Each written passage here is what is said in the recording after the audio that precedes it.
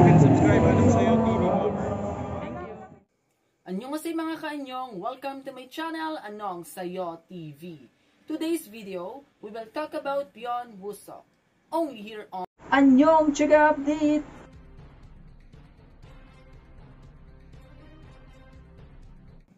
Byun Woo Seok will have special performance for Mama 2024 as Sunjae.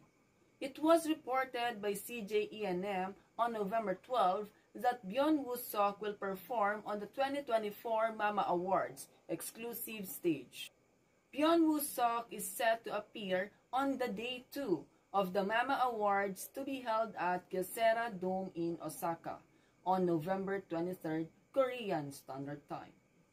As the main act of exclusive, Byun Woo Seok will engage global audiences, creating special memories with his exclusive performance, only available at the Mama Awards. It is highly anticipated that Byun Woo Seok will be singing the popular OST of the record-breaking TV and drama Lovely Runner. In the drama, the actor played the role of Ryo Sunjae from the band Eclipse, singing the OST like Sudden Shower himself. A representative stated Byun Woo Seok prepared this performance to repay the love and support from his fans. With Mama, it will be a particularly special gift.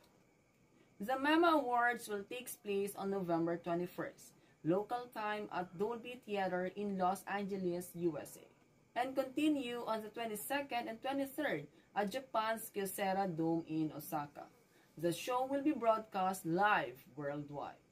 That's it mga kaanyong. Are you very excited for Byun Woo Seok to bring him iconic role at the Mama 2024? Comment your thoughts below. Ayan, then please like and subscribe sa Anong